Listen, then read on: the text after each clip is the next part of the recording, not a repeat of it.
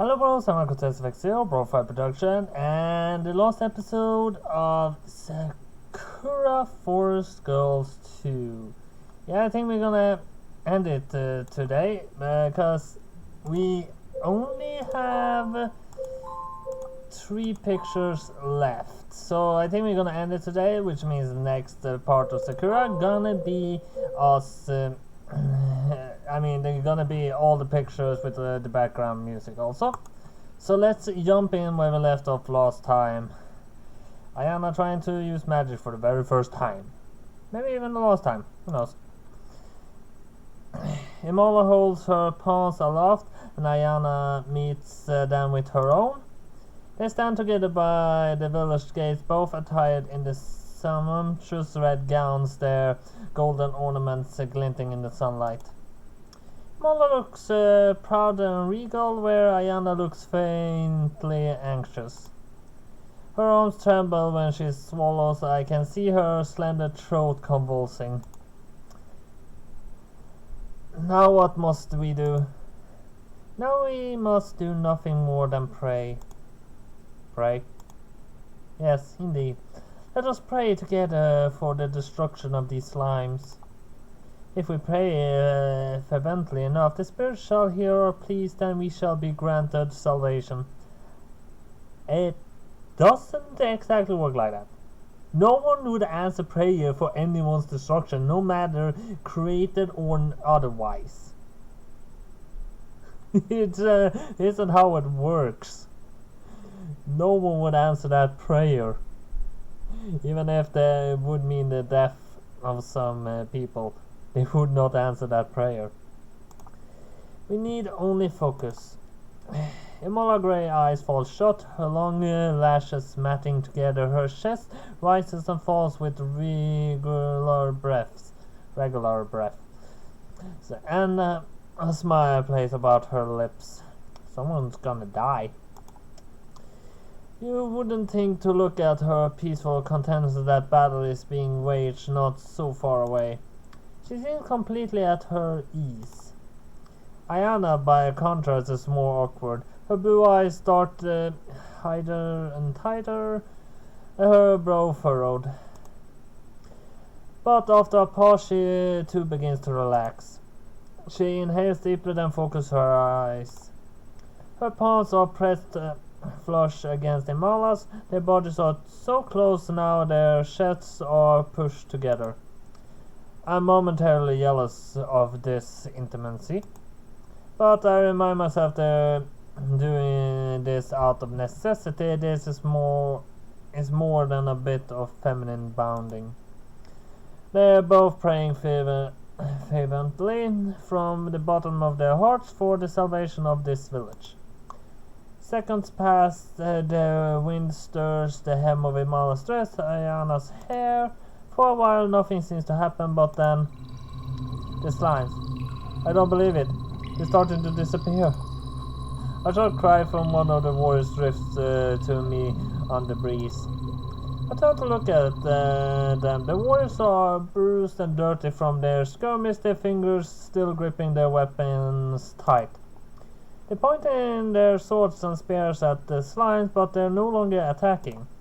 They no longer need to. True to the warrior's words, the slimes are beginning to disperse on their own. Their bodies are breaking apart and scattering like dandelion clocks. What's happening? Is it magic? It's a miracle. It must be Imala's work. Only she is capable of such feats. She's not a mage, and she is having something mischievous planned, I'm pretty sure. Well, Imola isn't the high priestess for nothing. She's nothing. So long as we have her, our village will never come to any harm. It's no wonder she is Ares' right-hand woman. Imola isn't alone though. Look over there. It's a white-haired girl. Is she helping Mola defeat the slimes? I didn't think she was much of a fighter, but she's really doing her best.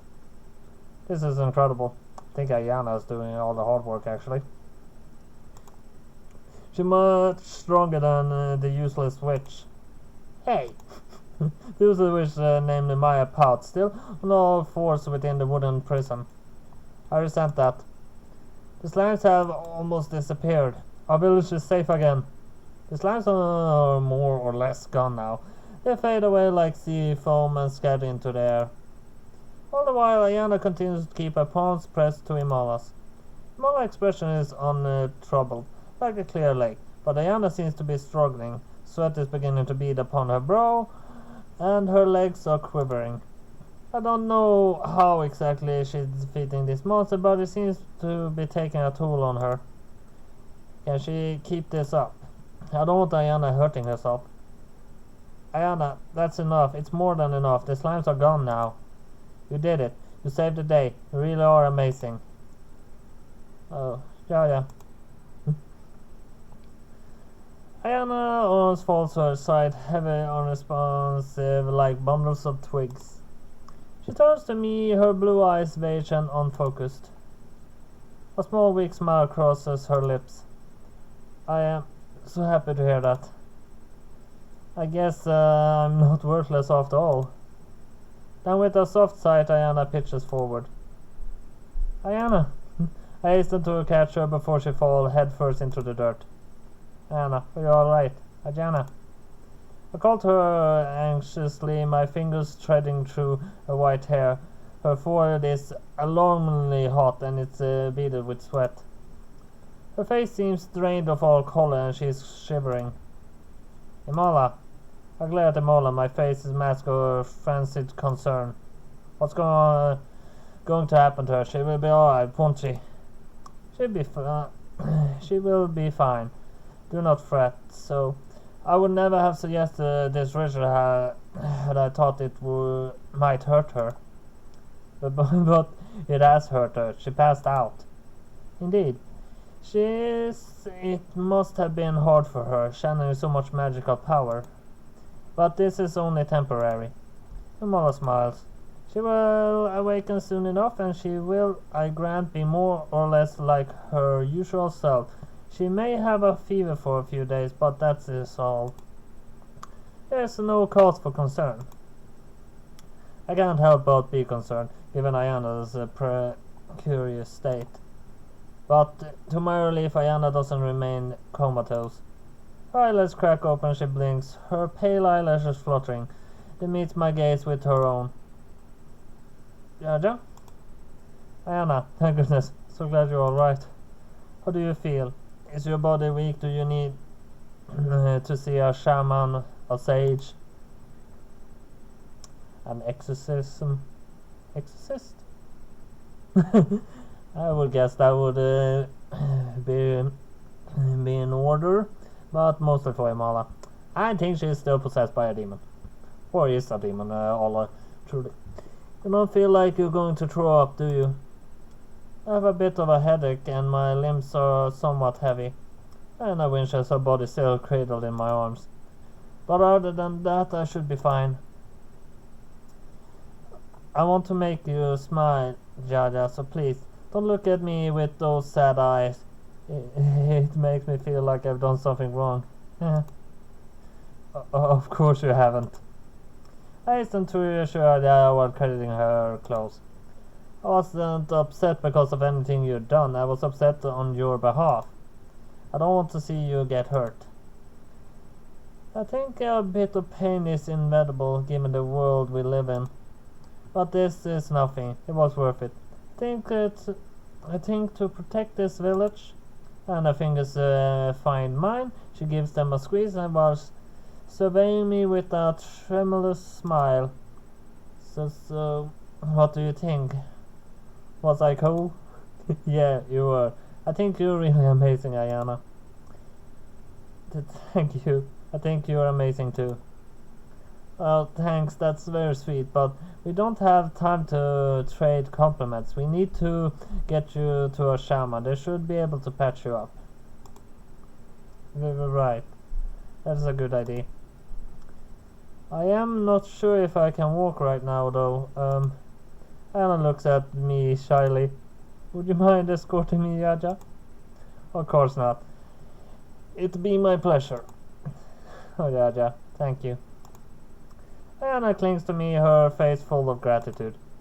You really are the best friend a girl like me could hope for.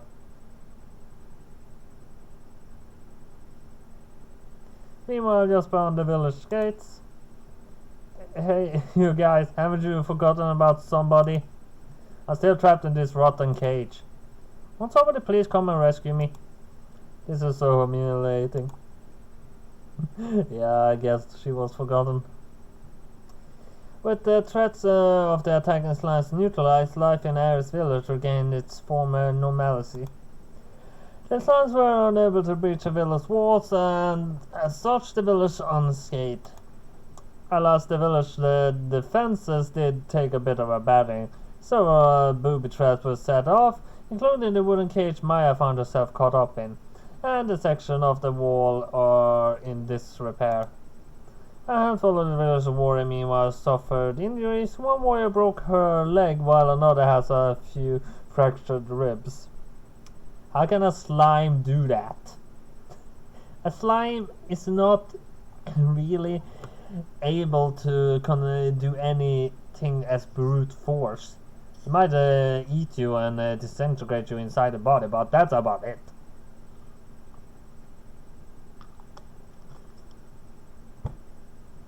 They can't do any brute force enough to break a bone. Nobody died, thank goodness, and none of these injuries are fatal, but the village shamans are kept busy tending to the wounded in their tents. The shamans also tend to Ayana, who was left exhausted after today's happenings. She takes a tonic to restore her stamina and spends most of the day asleep. I feel tired myself, but I don't sleep. I'm too full of restless energy. Help the warriors unscathed by the day. Skirmish repair the village walls for want of something to do. I have to keep myself occupied. When the sun sets, Ares summons Ayana, Maya, and I to her tent for talk. Ayana has since then recovered from the previous malady. She looks much the same as always, if a touch more tired. I guess Imala was right. Participating in the ritual, if it can be called as such, doesn't seem to have had any lasting ill effects. Imala might not be completely untrustworthy after all. Well, we have seen that picture before. We find her sitting constantly upon the cushions during divan. The fragrance of flowing hangs in the air, and the furnishing of her chamber are sumptuous as I remember. Harry too looks much as he always does. Her chestnut curls tumbles about her shoulders, smooth and silky, and she wears upon her head her golden jewel inlaid diadem. She looks cool and calm, every inch of her perfect ruler. One would never think to look at her peaceful countenance that anything at all amiss happened this morning. I thought she might look more anxious, but it seems I was mistaken. I'm sure deep down Ari is just as concerned, if not more, about the safety of her people than I am. But she wears a smile despite all that. Every composure might seem cold, but I guess it's a necessity. It is a ruler's duty to remain calm in the face of adversity. If Ari could not keep a clear head, her people would probably begin to panic. Imala meanwhile sits by Ari's side. She is no longer attired in her ritual clothes, but in her simple brown garb. Upon her face she wears a coy smile as per usual. She looks quite smug, like a cat who's caught a juicy mouse. I suppose she would be pleased given the instrumental role she played in protecting the village. If it weren't for Imala's quick thinking, the five of us might not be here right now, in Ares' beautiful council chamber. The village walls would have fallen, and the the whole village would have been destroyed. As much as I hate to admit it, Imola did a good job keeping abreast of the situation. It's not over yet. I wonder if Ari means to give her some kind of reward. That might explain why she looks so pleased. Well met, brave adventurers. It is good to see you again. I'm glad you are unscathed following the day's tumultuous events. I must thank you for the bottom of my heart for protecting our village. Ari bows her head. Thank you, Maya, for using your magic against those monsters. Thanks, I guess. I didn't do all that much, though. I was able to show off my cool side at all. I'm woefully disappointed in my poor performance. Be it as it may, you did not back from the enemy. You faced them head on, and for that I commend you.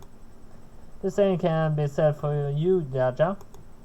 Thank you for taking up your spear for the sake of our village. Your valiant efforts are most appreciated. Thank you, Ari. That's really nice of you, but I'm not the one who really deserves your praise. You should be complimenting Ayana her instead. Ayana has been hanging back anxiously, trying to hide behind my shoulder, but I can't have that. I don't want her to go unrewarded. I stood behind Ayana then and grabbed hold of her bared shoulders. Ayana squeaks alarmed and glances at me from over her shoulder. What are you doing? Ensuring that you get the praise you deserve. I thrust Ayana forward, pressing her like a present to Ari, and grin. This cutie here did all the real work. It's thanks to her that we... Damn it.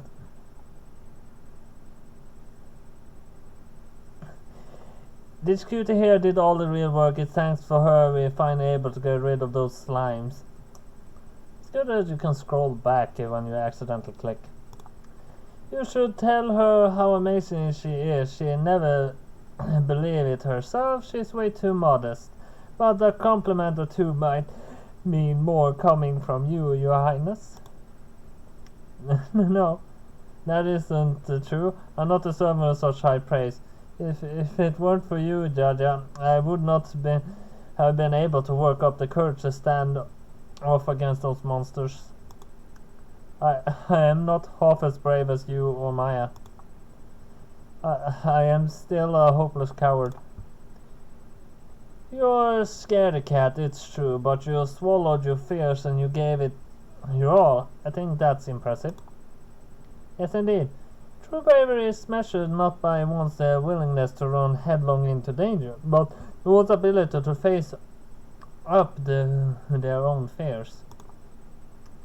If I assessed by the metric, it seems readily apparent that you are the bravest of us all. Do not be so modest, Ayana. You did a splendid job. I concur. Your help was a huge boon, Ayana, though you yourself may not realize it. I give you permission as a princess to be proud of yourself. You deserve it. In recognition of your services, I shall compensate the three of you. I shall shower you with gold and jewels as befitting of true heroes. No, thank you. I don't want it. You have earned it. Your Highness, you're too kind. Maya grins. I know she's not about to turn her nose up at a gift. She's not that magnanimous. But Ayana looks troubled. You really are too kind. I don't deserve the gold or jewels. I know not what I would do with it. Such a finery is wasted upon me. I am afraid. I would prefer it if you could distribute these gifts among your people. Really now? Harry raises an eyebrow. That is awfully thoughtful of you, but it is somewhat disappointing too. As a princess, I must honor those who serve my village and my people. It is not one of my duties. If you were to reject my gift, it would be quite embarrassing. Oh no, I would not wish to cause you any problems, Your Highness, so, Anna looked at her feet, face flushed. If you insist upon beckoning me with gold, I suppose I cannot refuse. I do not think I deserve it, but I am grateful for your benevolence, truly I am. Unfortunately for you, I am the one who decides who is worthy of my grace and who is not. You forget, I am a princess. Yes, of course, my sincerest apologies. I knew you would see it my way. Harry giggles. I shall send Imola to your tent later tonight bearing your rewards. Let no more be said about the subject. Let us move now to other matters. Imola finally speaks up after a significant silence. She looks to Maya, her lips pursed into a thin line. I have heard that the preparations are almost ready for the rain summoning ritual. You heard correctly. The slime's sudden attack did disrupt my plans, but the ritual can still go ahead. I should be able to perform it in 3 days from now. 3 days? I see. Imola frowns. That is good news, of course, but are you certain it is a wise idea? You were hurt quite badly when the slimes attacked. They tormented you, no, they humiliated you. Perhaps you ought to wait until you have fully recovered before conducting this ritual. I would not want to further harm you to befall you. I thank you for your concern, but I feel well enough. The slimes did not cause me any serious harm. I would never bow to a few pesky monsters like them. You say that, but the day's prior events tell quite a different tale. Do not dwell upon it. The chapter of my life has been closed. I understand if your faith in me has been shaken. My performance was utterly shameful, but I shall not disappoint you again. I will conduct this ritual and I will summon forth the rain. Your rivers will once again fill with water and your crops shall flourish. Your people will have enough to drink and your famine shall be a thing of the past. Then, Your Highness, you shall be obligated to tell us where Coco might be, and my party and I can continue forth on our journey. You have been very good to us during our stay here, but we have tarried in the village for long enough. I think it's high time we bade you goodbye. Goodbye, is it? Echoes Maya's sentiment, her pretty brow furrowed. I suppose that is how things will go, yes. You have tarried in this village for over a week already, and you must be eager to be on your way. I cannot help but feel guilty for impeding your progress. I have behaved most unfairly. Once the ritual is done and the rain has come, I must let you go. I intend to uphold my end of the bargain, but Harry sighs. Everybody leaves me in the end, no matter how much I care for them. I should be used to it by now, and yet the princess holds one hand to her chest. It still hurts.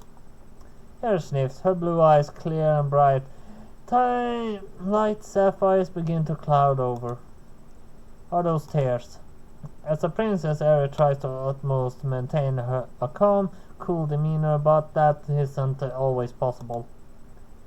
She is a human before she is a princess, and she has feelings too. She forms attachments to people easily like a child might. Then when these people leave her, she is left feeling lonelier than before. It doesn't seem at all fair that Harry should suffer so much, not when she is so kind-hearted.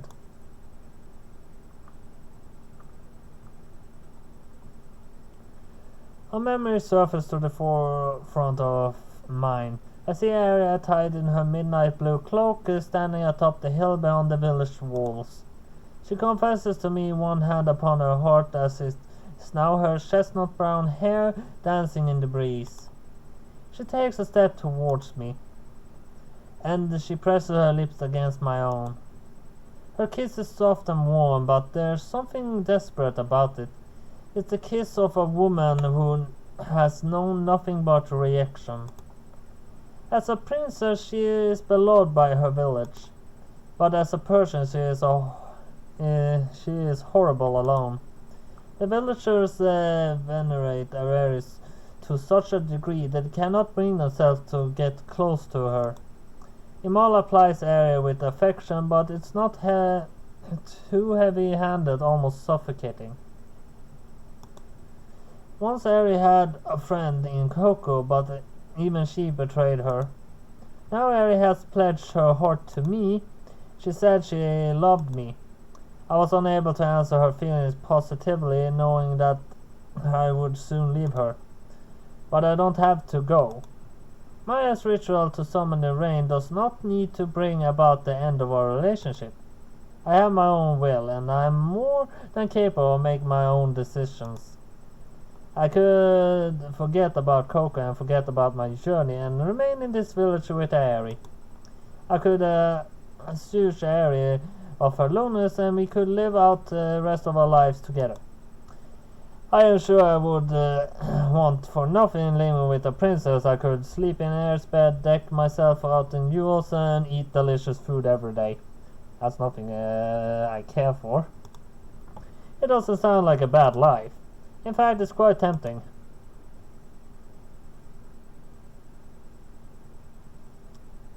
Aerie. I look at the princess who is doing her best not to cry. She looks so soft and vulnerable. I want to hold her. My resolve is beginning to waver. What should I do? I feel terrible about upsetting Aerie. I wish I could tell her what she wants. But staying here would be tantrous to betraying Ayana. I told her I would help her find Coco. Regaining on this now would in all likelihood cause our relationship irreparable damage.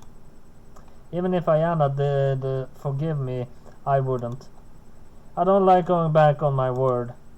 I need to find Coco, and I want the three of us to be reunited, Coco, Jana, and I.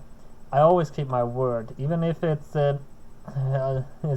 problematic or is hurtful. I always keep my word.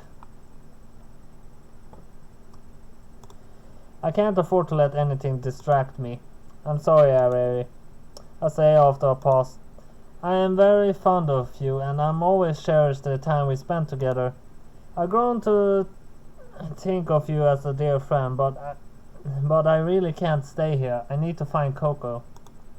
That does not come as a surprise, painful though our eventual parting will be. I suppose I must learn to make peace with it. I am a princess. It would be unsightly if I threw a tantrum.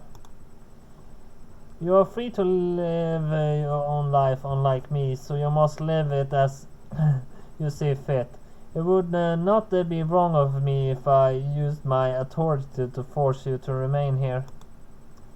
I do not want to keep you parted from your friend any longer than necessary. Her lower lip quivers. It looks like she might cry, but she is able to still her tears.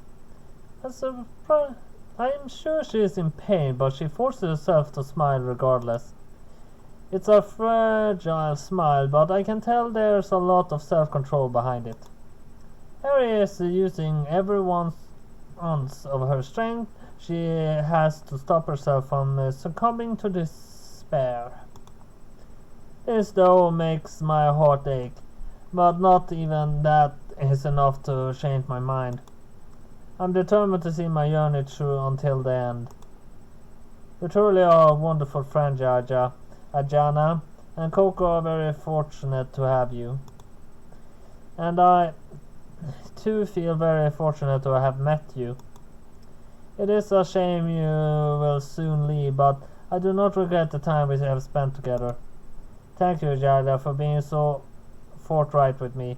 You're one of the only people I know who has ever treated me as an equal. I shall never stop caring for you, no matter where you go. Whether we meet again or not is immaterial. Our hearts shall always be connected.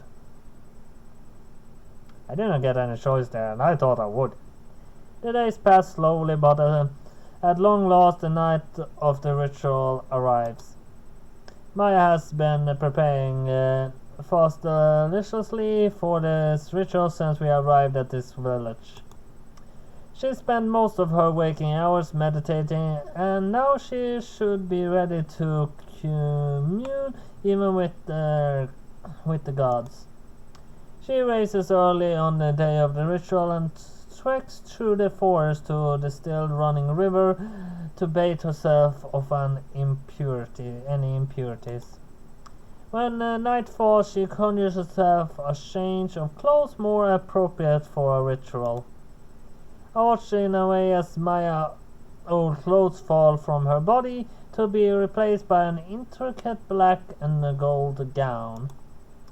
This isn't the same gown she wore during the ritual in the abandoned village 2 weeks prior when she divided Coco's location. This is a new dress, unlike anything I've seen before. This dress is made of a lush, highly padded black fabric adorned with gold tassels. A matching gold shroud wraps about her stomach, which glistens with even more splendor than the stars in the sky. Well, the best color combination I know is actually white, black, and blue. Best color combination I ever seen. Maya wears a string of gold, then beads upon her head, and yet more beads adorn her arms. They cling when she moves like coins. She looks like a mysterious twinkling butterfly, rare and utterly enchanting.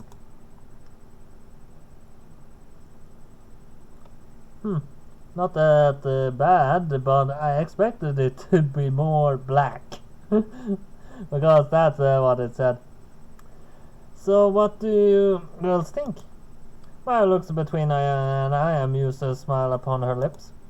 Do you think the rain spirits will heed my cries?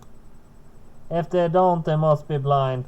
You're so sparkly I can't take my eyes off you. I suppose my attire is quite sparkly, yes. I do enjoy standing out, but perhaps this is too much.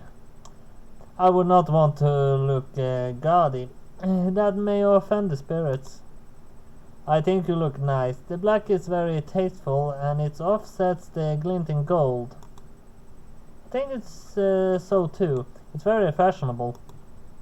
If it was if yeah, my throat. I know he would read much, so I prepared myself a water bottle.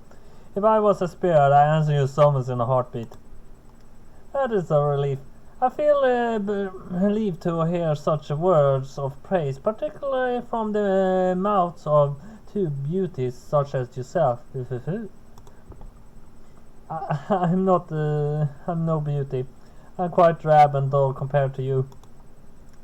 I have to contest that, dear Jana. Maya gives one of Ayana's white pigtails a playful tweak. You look very lovely indeed when you fended off those slimes. The dress you wore was sublime, and you have such a quite regal aurora about you. Watching you gave me the shivers. Weren't you shivering anyway? You were crouched in a cage while a bunch of slimes assaulted. Now, Maya tuts. That does not reflect upon my failings, please. I would prefer to put that debacle behind me. If tonight's ritual is to be a success, I must focus only upon the task at hand. Do not distract me. Sorry about that. I smiled awkwardly while running a hand through my hair. I will keep quiet about the whole slime fiasco. You didn't do a great job. You didn't do a great job protecting the village from those slimes, but I bet you do an amazing job with this ritual. There's no way a powerful witch like you can summon a few rain clouds. Do your best, Maya. I believe in you. As do I. I offer you my heartfelt support. Diana and I be watching you. We cheer you on. Silently, I hope. If you make too much noise, it may disrupt the ritual. I'll try to remember that. I shall keep Yaya in check, Maya. You needn't worry. We shall not make a peep. I hold you to that. If anything does go wrong thanks to Jaja or her big mouth, I shall not hold myself liable. What could go wrong with this ritual exactly? Any number of things. The spirits are fickle. Controlling the weather is not an easy feat, even for a powerful witch such as myself. Yeah, you could summon thunderclouds, you could start raining molten lava from the sky also. But let's not hope for that. Let's hope it's just a few drops of water that will fall upon the earth. It is very fickle magic. If I am not careful, I could summon 4 clouds filled with frogs rather than rain. Frogs. Full of face. That's kind of gross. Indeed, it is. I fear a wave of surplus frogs would be of little benefit to Harry or her people. Well, you could cook them. Frog legs are a delicacy in some countries. I don't know which exactly, but I know it is so. I have disgraced myself once already. I cannot let that happen again. I must prove my mettle. I am sure I can do it. Though I admit it is somewhat nerve-wracking. My confidence may have been shaken somewhat, but I shall not back down. I'm certain I can do this with your support. Maya looks between Aya and I. She offers us a gentle smile, devoid of her usual deviousness, and pets us both on the crowns of our heads. Thank you, girls. You are truly precious. I shall do my very best, so please do not fret about me. All will go as it should, or my name is not Maya. Now we nearly wish it would fail, then we can rename her. But let's say that would happen, which I guess is not. If it does happen, then we're gonna rename her. Now shall we depart? I believe the preparations for the ritual should be finished. Let us make this night one to remember. Oh, it's easy to forget nights after all. After a heart-to-heart, I guess, given with the 3 of us, Maya finally leaves her tent. Ayana and I follow after her in the darkness of the night. Maya comes to halt by the river which cuts through the village, which has been dried out for many a month thanks to the drought. Harry and Imala are waiting for us, both of them attired in luxurious robes. Harry wears the golden dress and midnight blue cloak she donned when she went for a walk through the village a few nights prior. Her burned curls sway about her shoulders, and the golden diadem upon her forehead shimmers. Mola, standing beside her, is wearing the red Simona robe she donned during our first meeting, and again when she and Ayana fended off the slimes. The pair of them look very beautiful, like rare flowers which only bloom when the sun has set. 2 pillars have been constructed in the riverbank, which have been lit. The red-orange flames flicker brightly enough to put the stars to shame. I wonder if these are for the ritual. Well met, Your Highness. Maya drops a polite bow. It is good to see you once more upon this suspicious night. The same may be said to you, Maya.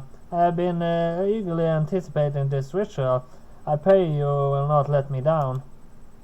I will do no such thing. I know I might hitherto, though, have given you a poor impression of my prowess, but now I can do all I can to right it.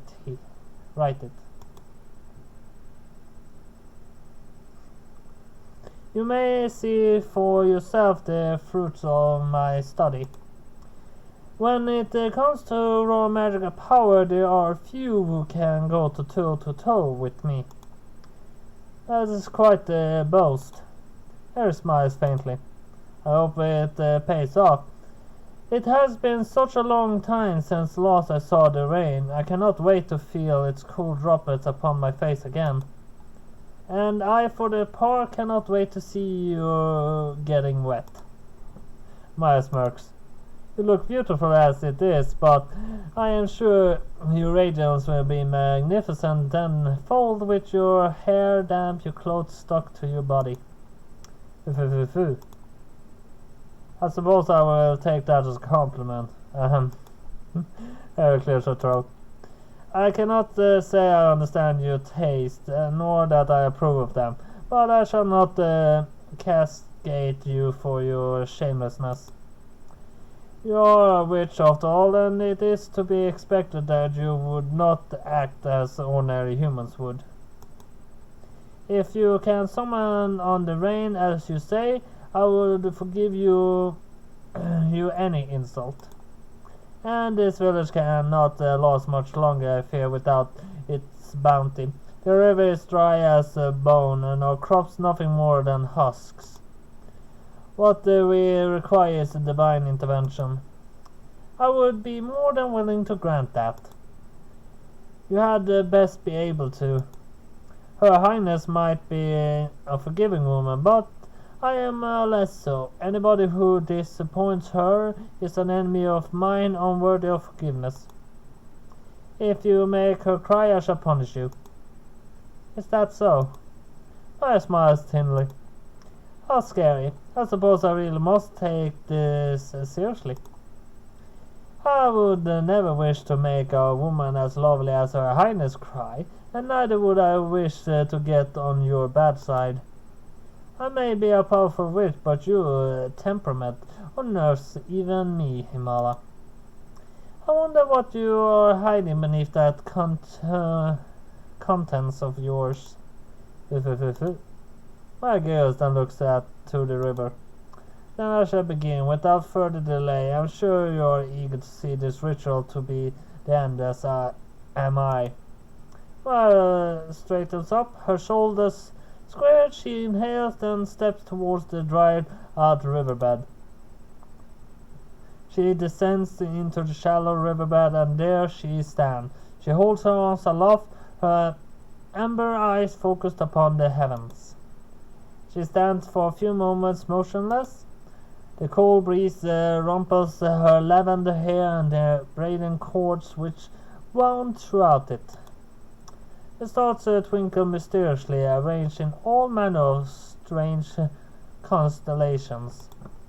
Maya taught me some of those constellations while I was staying with her in her home. She told me there is seven famous heroes from stories centuries old. I wonder if I can remember any of them. Time continues to trickle by, and still Maya remains motionless. What is she waiting for? When I swallow, I can taste the tension in the air. I'm starting to get anxious. What will happen if Maya can't fulfill her promise? Yes. Will we ever be able to find Coco? Well, I'll kill Amala, and I'm pretty sure the rain will start to flow like nothing else. Will we ever be able to find Coco? This thought is a perturbing one. But I'm so comforted by a gentle pressure about my right hand.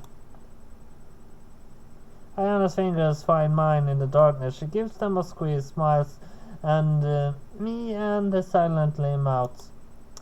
It'll be fine. Trust Maya. She helps calm my nerves. My heart, which was beating rapidly, settles into a gentle, more regular rhythm. I look at Maya. A few more seconds pass. Then, with a soft sigh, Maya begins to dance. Her motions are fluid and well practiced. Her arms cut the arcs through the cool air, and her lavender hair flutters about her cheeks. Actually, that reminds me, to actually use magic, there are actually some things to actually do.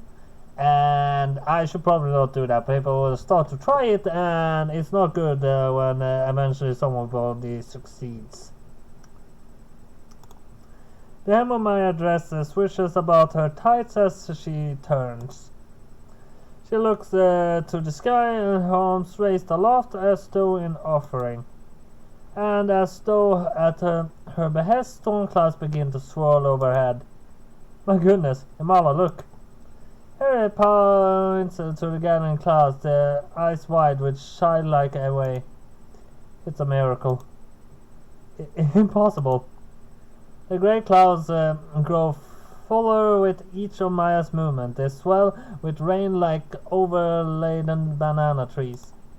The flames burning in the twin pillars leap higher, still like living creatures, desperate to reach the clouds. Maya twists and turns, she looks to the clouds, as do I. All of a sudden I feel it. A single spot of moisture, it lands on the crown of my head and it trickles down my neck. It's cool to the touch and it makes me shiver.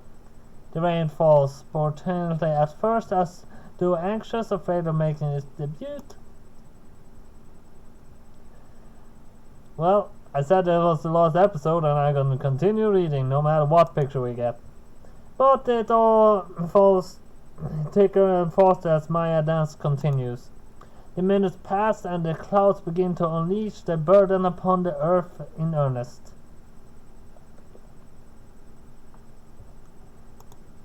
Rain pelts the ground in storms against the roofs of the nearby tents, the river bank and my own head. Rain drips down Maya's shoulders in rivulets. It sticks to her lavender hair, her cheeks, but still she does not falter. She continues to dance, smiling all the while, with her arms held upwards, fingers curled. It looks like she's giving thanks to the spirits. The spirits answer Maya's dance in turn and bestows upon her yet more rain. The river bank was once dry as a bone, but now it's overflowing with water. The grass, which once was coarse and brown, is turning green before my very eyes. This is no ordinary rain, it must be magic. Maya's dance really is working. She's raining blessings upon the village, quite literally. I'm soaking wet, but I can't bring myself to care. This is incredible. There's so much rain. You're amazing, Maya. This is wondrous. I had no idea such magic was possible. It's like something from a legend. Oh my goodness. It's been so long, but finally. Hera cries out in joy. One trembling hand presses to her chest. She looks overwhelmed to such an extent I wonder if she'll cry. Her cheeks are certainly damp enough. But that's probably the rain. Finally, it's raining. The river is full, the earth is loamy, and the grass is green again. We'll be able to grow our own crops and replenish our stocks. We won't have to worry about going hungry, not anymore. Isn't it amazing, Mala?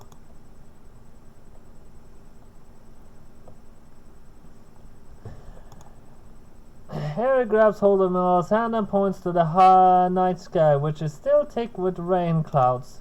More droplets fall, further filling the river. The river ripples with each successive droplet, and the puddles soon begin to spread across the ground. Maya was as good as her word. She really is an incredible witch. Yes, this is most impressive. I did not know she had it in her. Well, thank you for the vote of confidence. Maya giggles. She's standing knee-deep in the river, which is continuing to rise, her arms outstretched. I'm glad you're so happy, Your Highness, but you needn't sound so surprised. It makes me feel like you expected me to fail. Oh no, of course not. I expected no such thing. I had very high hopes for you, though I must admit I was somewhat cautious. I did not know I did not want to be overly optimistic only to be disappointed. But you have surpassed every one of my expectations. You have saved my village, Maya, and I cannot thank you enough. You have upheld your end of the bargain, so I suppose I must uphold mine. I shall tell you where Coco may be. Though it does not seem reward enough when I consider everything you have done for me. This is so amazing. Her sniffles. I think she is getting overwhelmed. Her eyes are looking suspiciously damp. You're all wonderful, all three of you. Even me? Especially you. You saved me from my loneliness, Maya, while Ayana saved my village from the slimes. And now Maya has saved my people from starvation. I will be sad to see you go, but I will never stop being grateful that I met you. You all have my heartfelt thanks. I cannot tell you how much this means to me. In fact, her smiles, her fingers still entwined with Mala's. Cool rainwater slushes down her cheeks, but her smile remains bright and fixed like the still blaze pillars which protrude from the river. I think this calls for a celebration. There shall be food and music, and I shall invite all of the villagers to participate in these festivities. It has been such a long while since I last we had anything to applaud in this village, and I can hardly wait.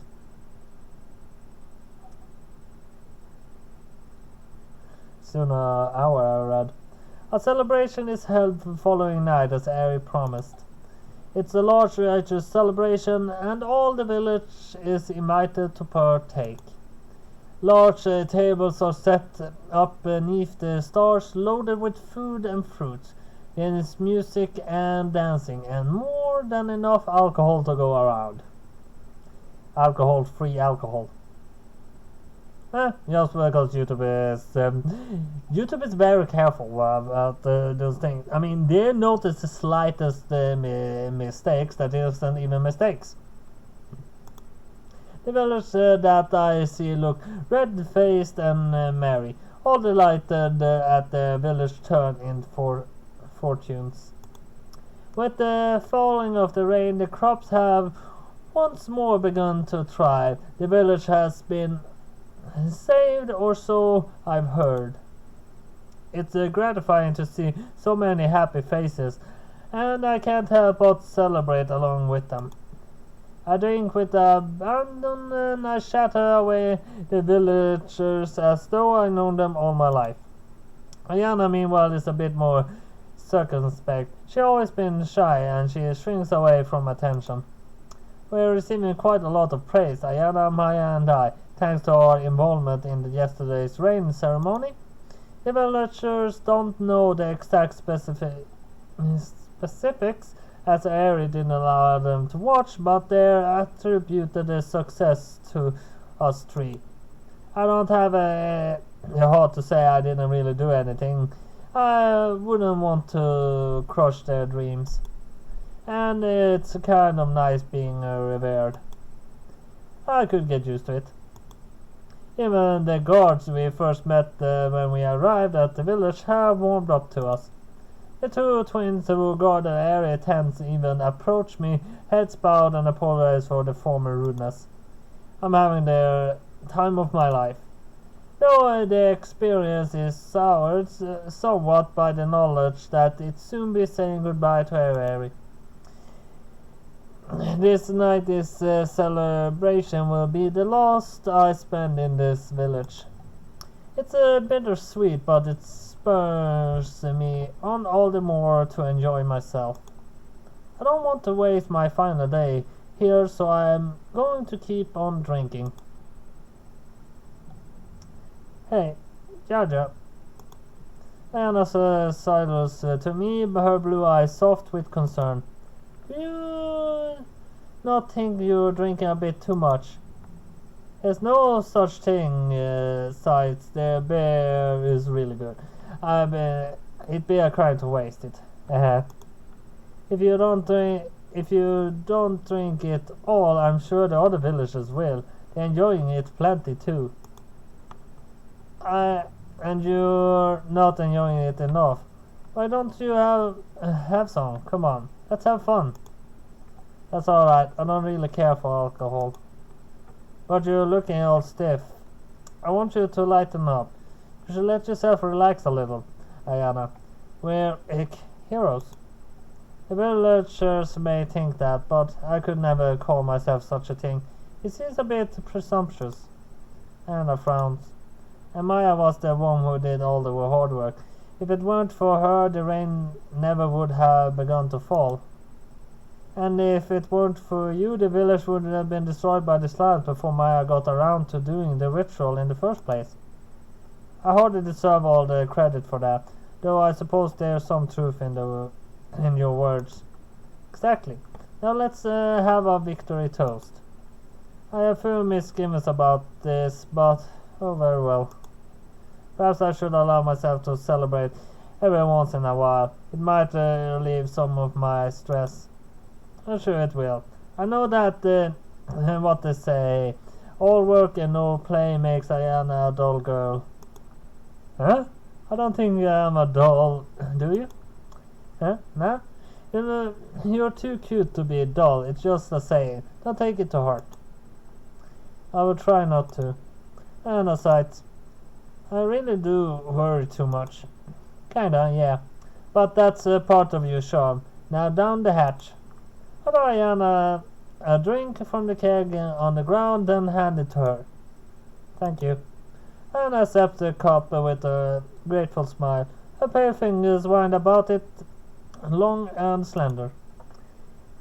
She brings the cup to her face and sniffs it. As a hesitant bunny might, her nostrils quiver in this adorable way, which makes me giggle. Everything seems funnier than it is, thanks to the alcohol in my blood. I feel like I'm floating on a cloud. It smells quite good. It's fruity. I know, right? The smell is great, but the taste is even better. Now that is quite a high endorsement. I'm looking forward to it.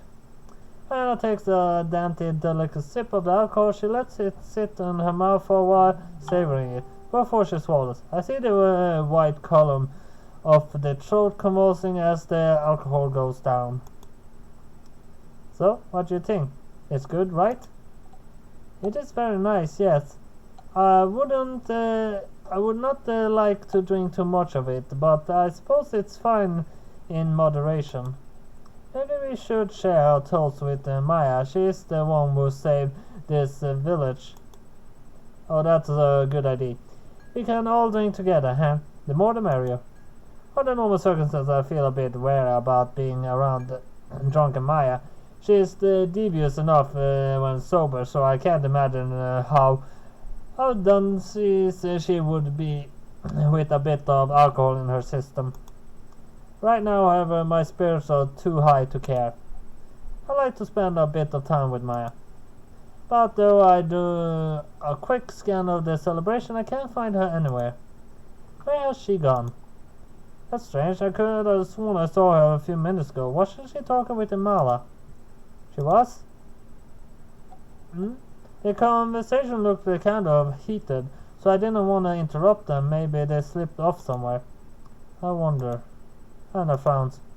Doesn't seem much like Maya to leave in the middle of celebration, particularly when the celebration is being held for her sake. I thought she would enjoy the attention. You're not wrong there. You sure know how Maya works. She adorns being worshipped above all else. Something serious must be afoot for her to leave so suddenly. Perhaps we should try and find her. I'm not a huge fan of this idea. I'd rather hang around with the rest of the village and partake in more of the amazing alcohol, but I think Ayana's right on multiple counts. I have had too much drink, and something about Maya's sudden absence does seem fishy. I feel pretty rotten if anything happened to her, though I doubt it will. I have every faith Maya can take care of herself, but doubts are beginning to eat away at me. This is Imala we're talking about. Maya cautioned me only a few days prior to keep on my guard around her. She might be plotting something. My concerns grow so strong that they're able to override the pleasant venue of drunkenness which cloaks me. I breathe in a deep lungs full of cold, crisp air, then straight down my back. You have a point. Let's go and see what Maya's up to. I'm pretty curious too. I set my half-drunk cup of alcohol down beside Ayana's, and the pair of us creep silently away from the party. I hope Ari doesn't notice we're missing and worry about us. I feel pretty guilty if I caused her any grief. With some luck, we should be back in about 10 minutes. I don't want this expedition to take too long. I haven't even had a chance to dance yet, and there's a lot of dishes I still want to sample. Fortunately, it doesn't take all that long before Ayana and I happen upon Maya and Imola. They're standing by the village gates, their heads bowed. I think they must be talking about something, but I can't catch any of the words.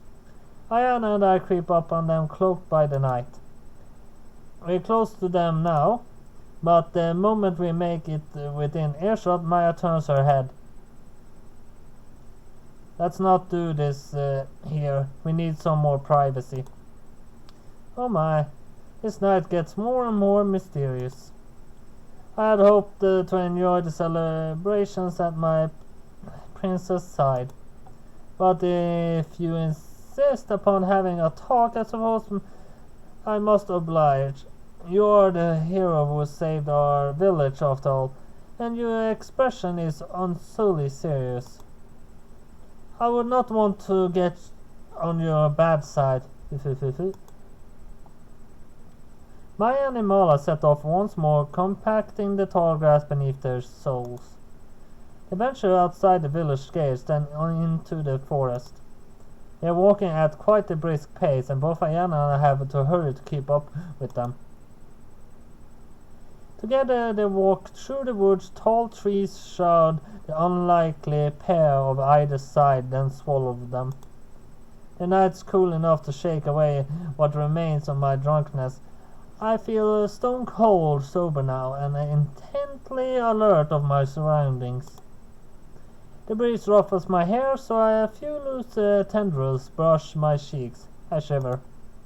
When I glance upwards, I can see only a sliver of the sky throughout the canopy of leaves overhead. The sky is black as pitch, interspaced here and there with twinkling stars. A few milky rays of moonlight penetrate the leafy canopy, illuminating Imala's pink tresses, Maya's receding back. Ayana and I follow them from distance, our breaths bated. The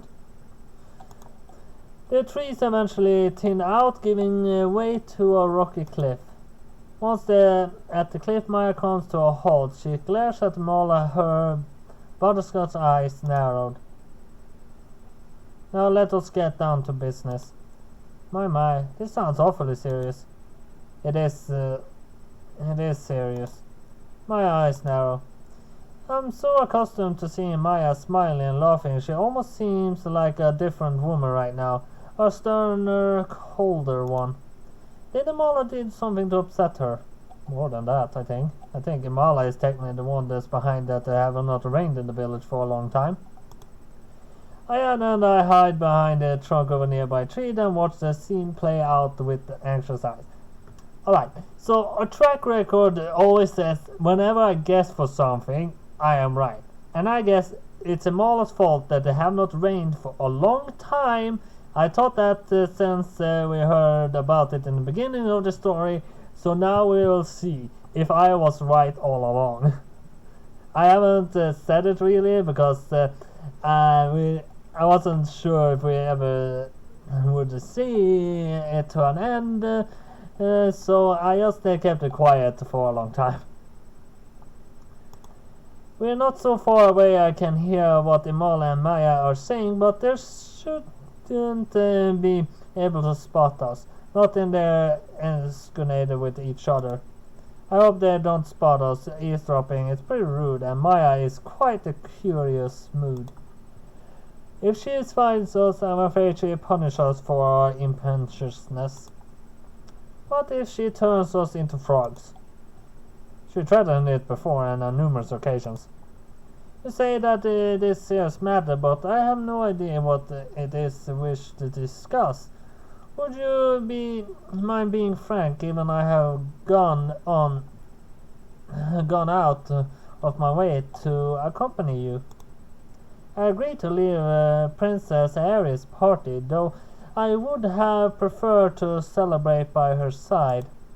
Having done all you asked, the least I deserve is, in return, is an obligation to answer to my inquiry.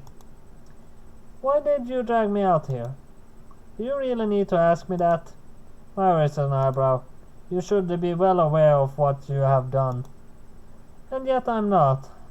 I had nary a clue. Immortals. I must say, though, at the expression on your face, it's somewhat unnerving. You're beginning to make me feel anxious. You do not mean to ravish me, do you? Is that why you asked me to follow you?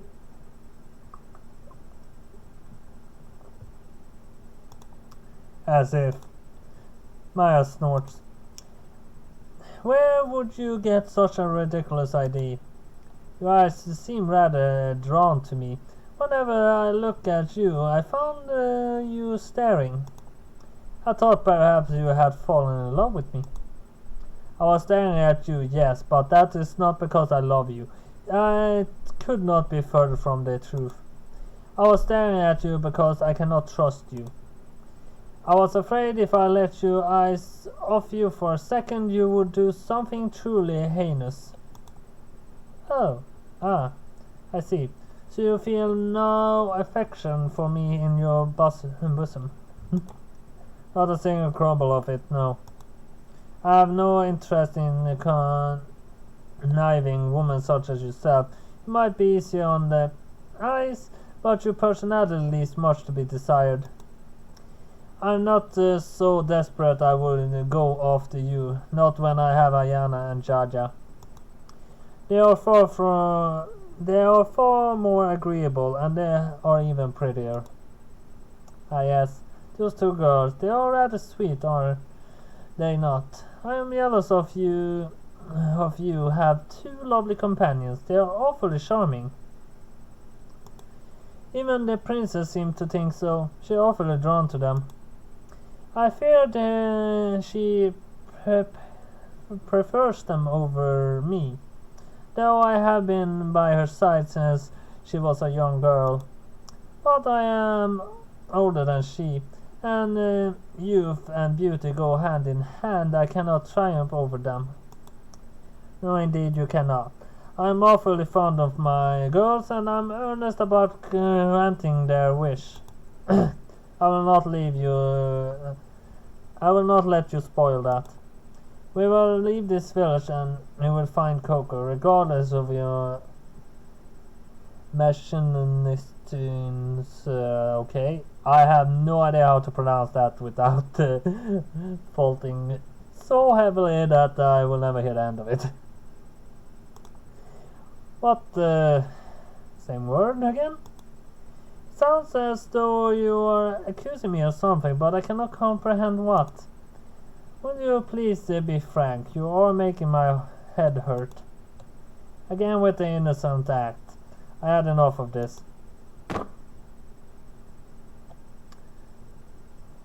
That is the last picture. Maya backs him all against the cliffside, then slams both her palms down with a thud. Mola is now caged between Maya's arms, effectively pinned in place. The bodies are close, their face only inches apart. From a distance they look almost like lovers. But the scowl on Maya's face soon dispels such notions. Her chest heaves up and down. It is with no small amount of vitriol she spits out the words. I was hoping you confess to your wrongdoings of your own volition, but if you persist on pleading ignorance, you leave me no choice. I have to extract the confession from you by force. My, how daring. Mala remains unaffected by these events. She looks quite composed, and almost eerily so. The pleasant smile on her face has yet to waver. Do you mean to hurt me, Maya? Is that why you called me out here? The thought is a tempting one. But for the present I want nothing more than the truth. Which is? You're a snake, Mala. Maya's voice drops to an customary whisper. Her every word, though soft, is sharp and pointed like the blade of a knife. They are actually a possibility. They are snake demons, but they're mostly called serpents and so. But I don't think she was literal with the accusation there. You may appear kind and charitable when you're with Princess Airy, but I know that it is nothing more than an act. Deep down you are manipulative and cunning. I knew there was something off about you the moment we first met, but you confirmed my suspicion when we fought against those slimes. You used your magic on me while I was fighting, didn't you? Maya leans in even closer until her chest pressed flushed against Imala's. I could have bested those slimes on my own had you not interfered. It was because of you that I found myself caught up in that cage. You tried to hurt and humiliate me on purpose, didn't you? Well, didn't you? Goodness me, that is quite the accusation. Mala smiles pleasantly, her gaze unwavering. If that were true, it would suggest that I cared more about showing you up than I did protecting Princess Airy's village. As a priestess, it would be quite unbecoming to hold such grudges. Yes, it would. It would be very unbecoming indeed, but you still did it. I know you did. And? The mom smile widens. Do you have any proof? Your current behavior is proof enough. If you were innocent, you would be trying to clear your name, but you do not seem to care. Indeed, you are right. I do not care. Why should I worry about your opinion? You might be the famous witch Maya, but I am no slouch myself when it comes to magic. I doubt I could beat you in a fair battle, but I have never been one to care about fairness. I will employ every sheep underhanded trick in the book if it will help me be best my enemies and keep my princess smiling. What does Airy have to do with this? She has everything to do with this. I have done many unsavory things in my time, but it was all for Airy's sake. It is because I care for her. I do not want her to be lonely. And how would incapacitating me protect Airy? I was certain you did that because you were jealous of my talents. Jealous? Hardly. I'm petty, but I am not that petty. There was a far more important reason as to why I interfered in your fight. Which was? You have no figured it out. Oh dear me. Yamala tuts. I thought you were supposed to be clever, Maya. Here I was thinking I had been cornered at the long last, but it seems you have only put a few of the puzzle pieces together. It would be nice to leave you floundering in your own incompetence, but now you divine my true nature. There seems little point in keeping all my cards hidden. I might as well tell you the truth. Mala smile widens. I did cast a spell on you during your fight, yes, which resulted in your embarrassing predicament. But I did not do it to discredit you. I was hoping to weaken you so it would interfere with the rain summoning ritual. I did I did not want that to come to pass, but alas, Molosites, you are hardier than I thought, and my plans were thwarted. You summoned the rain as you promised, and my princess could not be happier. I am pleased for her, but the current happiness of the fleeting kind will not last. What so?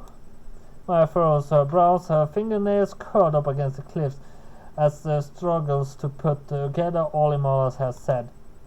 You wanted to stop the ritual. Correct. But why? I don't understand. Your village has been beset by drought, people were beginning to starve. Were you not all that concerned about the lives of of your own people? Not particularly, no. While I do not like seeing others suffer, I am no sadist. It is at times inevitable.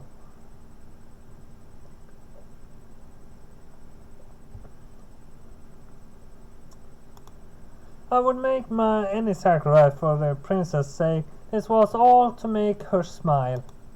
The rain summoning ritual may do that in the short term, but over time it will cause her nothing but despair. You meant to leave the village after completing the ritual, you and Ayana and Jaja. The princess has grown fond of you, and I know she does not want to let you go. Harry is a sweet girl, but she is far too sensitive. She was devastated after Coco left.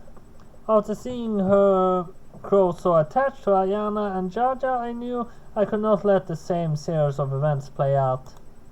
I don't want her heart to break. So I vowed to keep you here, using whatever means I had at my disposal. So that's why you got in my way. You wanted to disrupt the ritual so we could never uphold our end of the bargain we made with Aerie. Yes, indeed. It was quite a good plan, if I do say so myself. But it has all been spoiled now. You made quite a nuisance of yourself, Maya. You and those peeping toms over yonder. Imola glanced at the tree behind which Ayana and I are hiding. Okay, there's no word there. I put my head back behind the tree trunk, but I'm too late. I think Imola has already seen me. How long has she known we were there? You don't need to hide yourself away, girls. It's quite unnecessary. I'm gifted with the clairvoyance, and I knew you would follow me. I knew too that Maya would confront me. Imola smirks, and I knew that it would all be for naught. I must give you credit for seeing past my innocent facade, Maya. I saw past it in the beginning. But it was very, very stupid of you to drag me out here away from any witnesses. I wanted to play nice, but you are being confrontational. I must instead turn to force. Imola's voice becomes even harder and flintier than the cliff upon which her back is pressed. I shall make you stay in this village regardless of your desires. Then I will never have to say goodbye to you, and she shall never be sad. I'll protect her smile no matter what. Wait, what are you? Maya says, but she's cut off. With a noxious scream, Imola clicks her fingers. Eek. And just as it did in the grove of bananas, my vision begins to skew. Sharp throbbing pain flares in my temples, so intense I feel like my skull is going to split open. My body topples to the side and senseless as a rag doll's. My head hits the ground with a dull thud. Then everything fades to black. Some time later. What? When I finally come to, my head is pulsing. White spots flicker in front of my vision like fireflies, which I have to blink away. My whole body feels heavy, and there is an unpleasant taste in my mouth. I reach up, meaning to rest a hand against my throbbing temple, but... For some reason I can't move my arms. I can feel something behind something tight about my wrist, binding them in place. It's a thick, coarse something. It shaves against my skin. I'm not tied up, am I? I glance about my surroundings, my gaze groggy and unfocused. It takes me a while to regain my senses, but when I do, I feel no less enlightened about my newfound environment. I'm in some kind of prison cell. The room is made of stone with a low ceiling. There are no windows. The dank room is lit only by a few torches, which flicker in brackets upon the walls. I'm sprawled on the ground, which is cold and hard.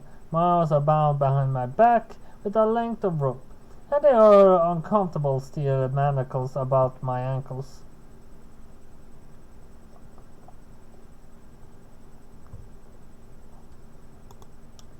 I'm trapped. I'm not alone either. Ayana is standing upright against the wall which faces me. Her wrists are bound in steel manacles like those about my ankles, which fasten her tight against my stone slab upon which she rests. Maya lies beside her, similarly bound. Her wrists are secured behind her back with braided ropes like mine, and her ankles are clapped in irons. We've all been captured, but how? What's all this? What? Anna searched her eyes. Very eyes were closed, and I think she might have been asleep or unconscious. But my proclamation rouses her. She looks about the room dumbly as I did, then down at herself. She blinks. Then she shakes in alarm. What's happening? This isn't a bad dream, is it? It feels like it. Maya, who was awake all the while, clicks her tongue. Her brow is furrowed, and she looks more perturbed rather than worried, as though it is nothing more than an unfortunate inconvenience. But unfortunately for us, this is no dream. It is reality. That awful priestess cast some kind of spell on us and brought us here. If I'd been more careful, none of this would have happened. I underestimated how far she was prepared to go. I knew she was insane, but this is beyond my expectations. So we're trapped here. It would appear so, yes. Can't you use your magic to break these restraints, Maya? I thought you were meant to be super powerful. Severing some rope or some manacles should be child's play. If that were the case, we would be laughing, but alas, I think that's no good. Maya shakes her head. I tried to use my magic to free myself while you and Ayana were unconscious, but it was too little avail. His mind is impervious to my spell. You're like a wooden cage I found myself trapped in when the slimes had attacked the village. The woman must have put an enchantment upon them. Maya spits on the ground. How she? If a fight is what she wants, she should at least have the decency to go at it fairly. Now, Maya, you should know by now that I don't play fairly. Please don't expect me to change my ways for your sake. A voice drifts on us from the darkness. It's a woman's voice, lilting and musical despite the severity of the circumstances. Of course I recognize it. Imala. Yes, indeed. It is I. I am glad that the bump on your head you sustained didn't scramble your memories. Imala enters your prison cell with a creak on the door. She shuts it behind her, then examines us, a smile playing about her lips. I apologize my absence. I wanted to watch over you while you slumbered, but I had other duties to attend to. Such as? Maya glows at Imala, impressive that she can look threatening despite being bound so. Knowing your sick hobbies, you were probably doing something disgusting. Were you out torturing kittens for kicks, you monster? A monster, am I? Mala tips her head to one side. She pouts. That's not very nice. I have feelings too, you know. I doubt that. You could have fooled me. Maya scoffs. So what were you doing? I was preparing things for your rehabilitation, of course. Rehabilitation? Ayana blue eyes widen in fear. What rehabilitation? What have we done wrong and where are we? That is a good question, my dear shaman. Imala giggles. This is indeed a dungeon, as so turtly guessed, but it is my very own secret dungeon. It is located within the heart of that cliff upon which you so graciously pressed me, Maya. The princess does not know about this dungeon of mine, neither do any of the villagers. As such, nobody will be able to find you or save you. You will remain here for as long as I please, entirely at my mercy. You can scream and shout, but it won't make any difference. Nobody will hear you. This is my domain. Mala spreads her arms wide as she speaks, gesturing about her confines. This dungeon is where I bring people who have been very, very naughty. Though I have not had the opportunity to use it in a while, you should count yourselves lucky I deemed the three of you worthy of an invite to my exclusive torture chamber.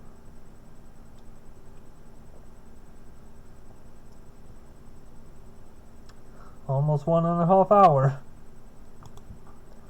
The torture? And eyes widen. What are you going to do to us exactly? Nothing you won't dislike. You might protest at first, but I am sure you will get used to it. Mala giggles.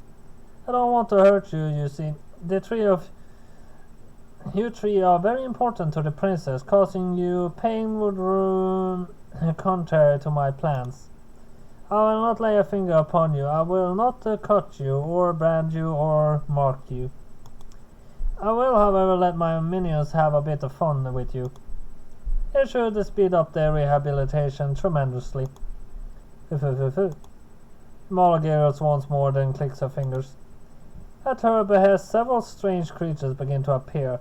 They ooze out of the shadows, their bodies gelatinous, green, and sticky, and see-through. These creatures are awfully uncomfortably familiar. But I didn't think I'd see them here, of all places. No way, I gasp. But what are the slimes doing here? That is another good query.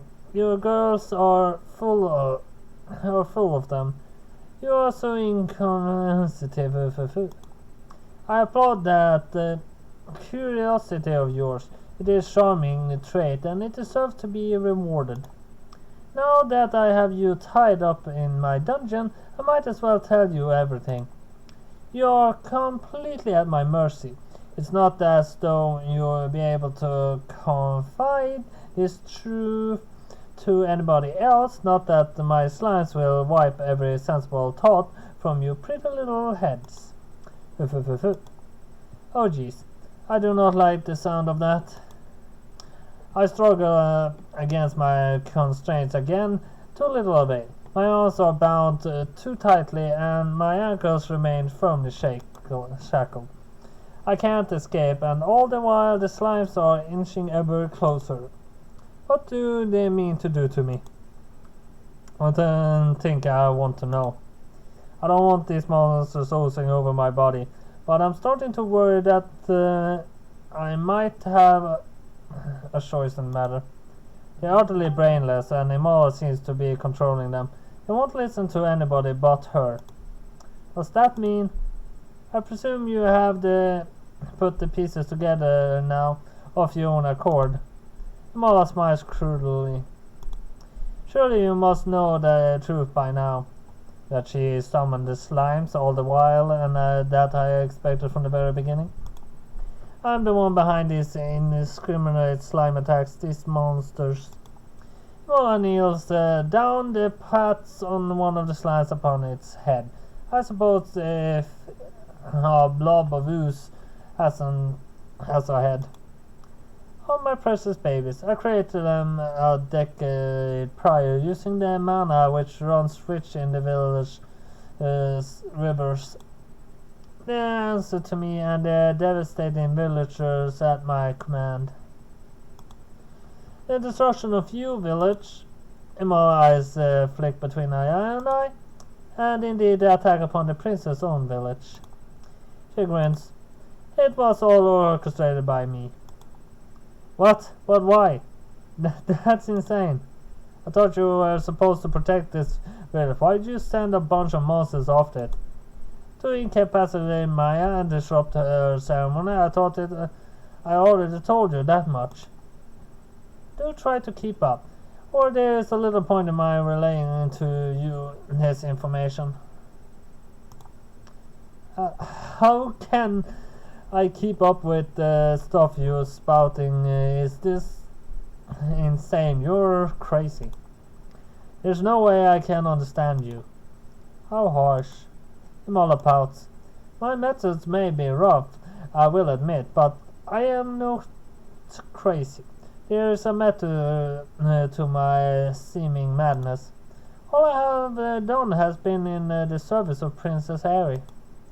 I learned how to conjure these slimes and how to control them, so that I could help her.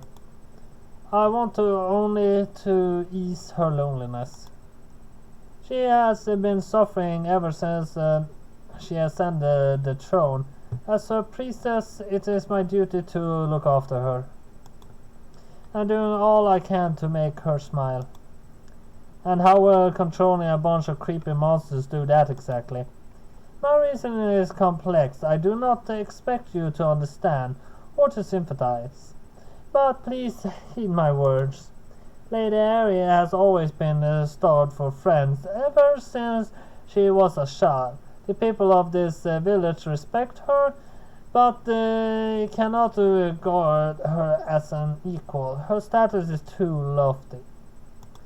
To relieve her of her loneliness, I meant to bring children here for further afield who would not be bound by our village customs. I thought if I was to find a princess or friend, it would have to be the displaced villager who was born elsewhere. That is why I've been sending my slimes to attack villages from the last decade. I have been trying to inflate the population of this village to alleviate poor Harry's loneliness. So you go to these lengths on the off chance somebody out there might want to be Harry's friend. Yes, indeed. It is a small chance, I know, but it is the chance I'm prepared to take. There's nothing I would not do for her happiness after all. I adore her. That I stare at the Mola's slack yard. I'm so stunned by what I'm hearing. It takes me a while to remember how to formulate words. This is the woman who was responsible for the slime's attack on our village 3 years prior.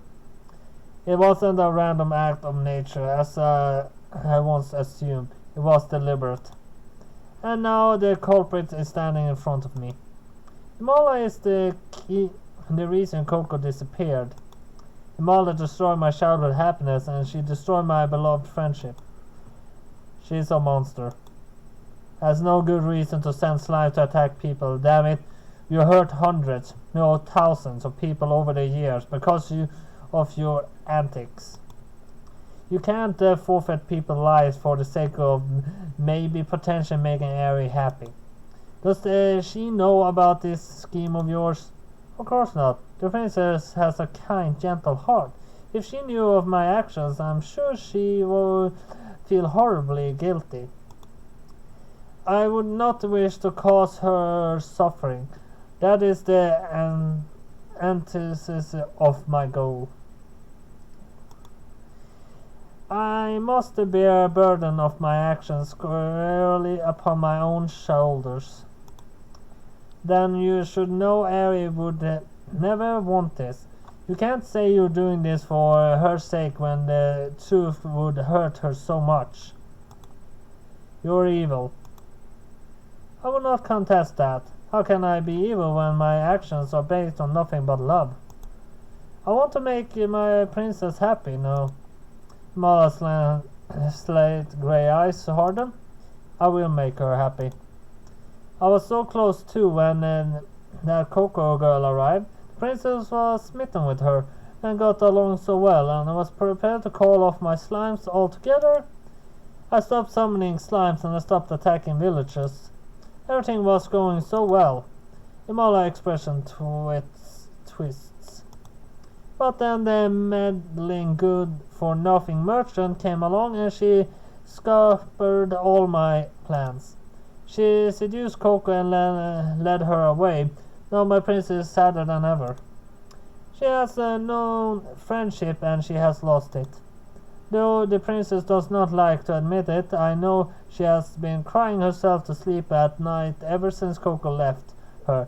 She feels abandoned, betrayed even.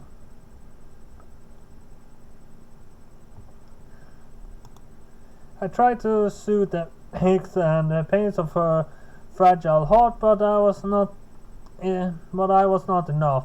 I might love my princess, but she does not love me. I cannot help her on my own. So I had to start summoning slimes again. I summoned them in such multitudes I overtaxed the mana which runs through the village. The river dried up and the crops failed. It was my magic which brought about the devastating drought, which only served to compound my princess' sorrows. Yep, that proves that I was right. I feared I had, in my haste to aid my princess, made matters worse. But my fears were soon swept aside. You girls arrived here and my princess was smitten with you. I knew after seeing how she looked at you that I would have to keep you here, no matter the cost. I've done all I can throughout the years to protect the princess' smile, and I shall continue to do so. Now you have come here, I cannot let you leave. My slimes will descend upon you over and over again until your minds begin to break down. Then once you have become good and obedient, I will set you free from this dungeon and I will guide you back to the village where my princess is waiting. You will fall into her arms, and then the three of you shall promise to remain here by her side and never ever leave her. My plan is perfect, I cannot let you interfere. Broken minds are not good company. Trust me on that. Imola, wait, don't do this. I tried to plead with Imola, but little avail. A single glance at her face makes it abundantly obvious that she is progressed past the point of reason. She is determined to see her scheme through to the bitter end, regardless of who it hurts. She has hurt so many people already, I doubt the pain of others means much to her now. She's grown impervious to it. Perhaps even she can't tell how twisted her actions are. She really is crazy. No, I will not wait. I cannot stop, nor can I go back.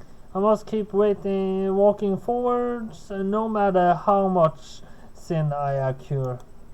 I do not care about the dirt in my own hands. I care only about my princess.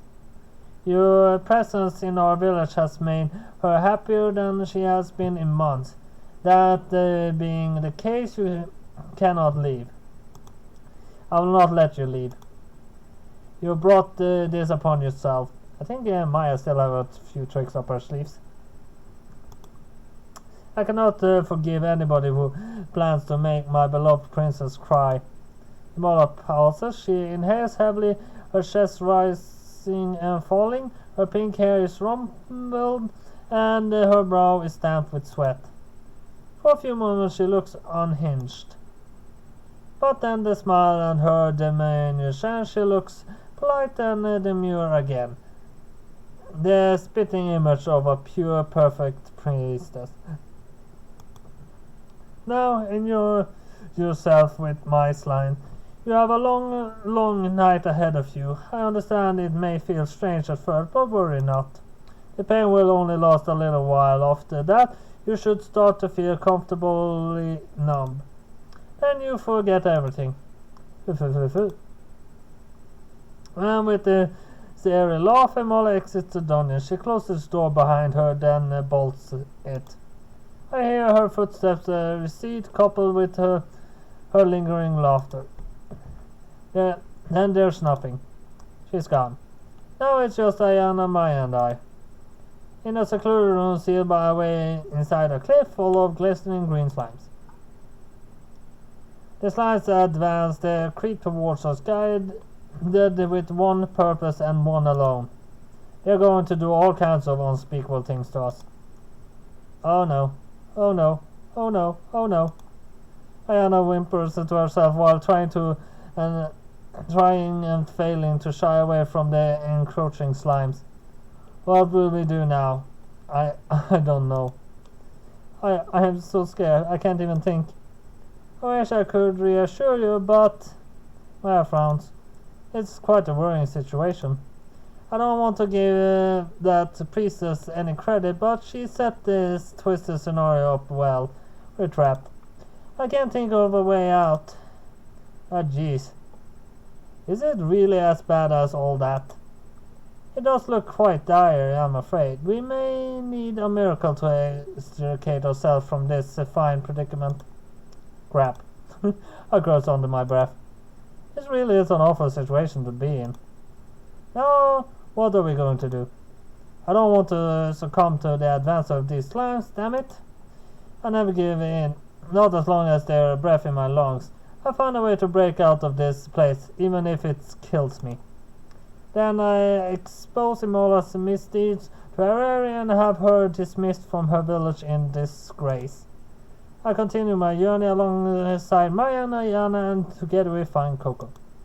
I want to reunite with her so badly it hurts. I can't let things end like this.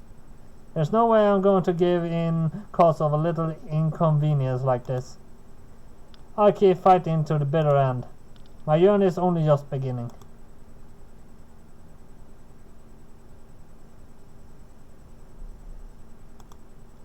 Oh, what a cliffhanger.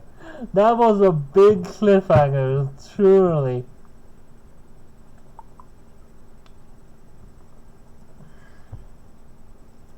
That means that I guess this is the only end there is actually any possibility to. So I guess actually we see what continues happening in Sakura Forest Girls 3. It is already out, but I can't afford it just yet, so it's gonna be a little bit of time before I do that. But but I have a stocked up clip, so you won't have to wait too long. You will see the end of it, and it's gonna be after the end intro, because all these pictures I'm gonna put it into the music, and so that does mean that was all I have for Sakura Forest Girls 2. So we're gonna see what happens in Sakura Girls 3. And so hit like and subscribe. See you next time. Bye bye.